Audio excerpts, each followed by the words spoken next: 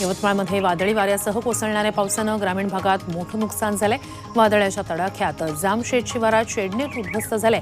शेतकऱ्यानं लाखो रुपये खर्चून नुकतंच हे शेडनेट उभारलं होतं, मात्र वादळानं संपूर्ण शेडनेट उडून गेलंय। विदर्भात उष्णतेचा कडाका वाढलाय। अकोल्यात 45.5 अंश सेल्सिअस तापमानाची नोंद झाली आहे। यंदाच्या मोसमातील सर्वाधिक तापमानाची ही नोंद आहे। नागरिकांनी आरोग्याची काळजी घ्यावी असं आवाहन प्रशासन करतंय। उष्माघातामुळे तब्बल 1200 कोंबड्यांचा मृत्यू झाल्याची घटना सांगलीच्या पलूस तालुक्यातील आंधळी गावात घडली आहे। यामुळे पोल्ट्री व्यावसायिकाचं लाखो रुपयांचं नुकसान झालंय। उत्तर भारतात उष्णतेची लाट पसरली। राजस्थानमध्ये उष्माघातामुळे 8 जणांचा मृत्यू झालाय, तर अनेक जणांना रुग्णालयात दाखल करावं लागलं। बाडमेरमध्ये 48.8 अंश सेल्सिअस इतक्या तापमानाची नोंद झाली आहे। देशातील सर्वाधिक तापमानाची ही नोंद आहे। ठाण्यात अमृत नोनी गॅस्ट्रिन, अपचन, ऍसिडिटी, गॅस्ट्रबल ह्यापैकी तुम्हाला कुठलाही गॅस्ट्रिक प्रॉब्लेम झाला, उपाय एकच, अमृत नोनी गॅस्ट्रिन। बंद रोडवर गायमुख घाटात रस्त्याच्या मजबूतीकरणाच्या कामासाठी जड आणि अवजड वाहनांची वाहतूक बंद करण्यात आली। त्यामुळे मुंबई आग्रा महामार्गावर प्रचंड ताण येऊन मोठी वाहतूक कोंडी झाली होती।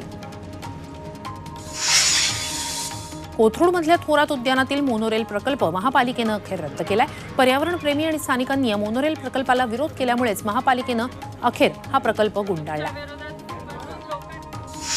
नागपूर शहरात नो हॉर्न अभियान राबवलं जात आहे। स्वतः आयुक्त रस्त्यावर उतरून नागरिकांना आवाहन करतायत। नो हॉर्नचे फलक घेऊन जनजागृती केली जाते।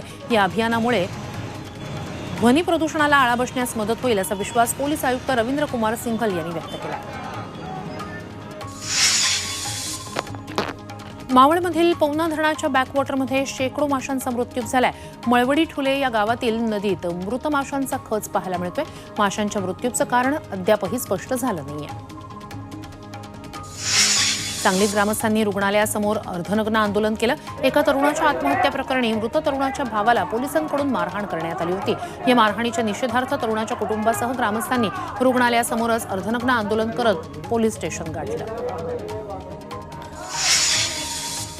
वाशिमच्या उमरडा वनपरिक्षेत्रात अवैध वृक्षतोड सुरू आहे। रस्त्याच्या कडेला कापलेल्या लाकडांचे मोठमोठे ढीग पाहायला मिळत आहेत, मात्र याकडे वन विभाग दुर्लक्ष करत आहे। अवैध वृक्षतोड थांबवण्याची मागणी नागरिक करत आहेत।